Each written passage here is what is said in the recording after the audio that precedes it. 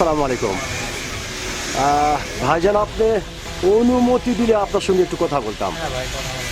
অসংখ্য ধন্যবাদ ভাইজান আপনাকে। তবে ভাইজান যদি একটু প্লিজ যদি সাইড হতাম, হ্যাঁ একটু ভালো হতো যদি, হ্যাঁ একটু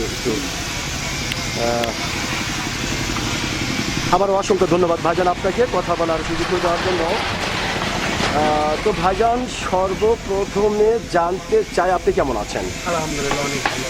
আলহামদুলিল্লাহ যে আল্লাহ আপনাকে ভালো রেখেছে। তবে ভাইজান, আপনার নামটা জানতে পারি? ভাই মোহাম্মদ আলামিন ইসলাম। মোহাম্মদ আলামিন ইসলাম, সুন্দর একটি নাম আপনার, অত্যন্ত চমৎকার একটি নাম আপনার। এবং আপনার নাম শুনে এবং আপনাকে সামনাসামনি দেখে যেটা বোঝা যাচ্ছে, আপনি অত্যন্ত একজন সাহসী মানুষ। এটা কিন্তু ভাইজান আপনাকে দেখেই বোঝা যাচ্ছে। তো ভাইজান, আপনি কি ভোটার হয়েছেন? জি ভাই, আপনি কোন দেশের ভোটার হয়েছেন? বাংলাদেশে।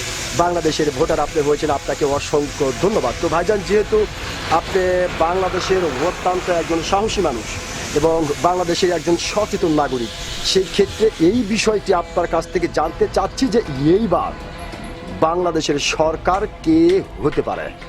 হতে পারে বলতে ভাই, দিনতে আসার সম্ভাবনা আছে, সম্ভবত আসবে ইনশাআল্লাহ বিএনপি।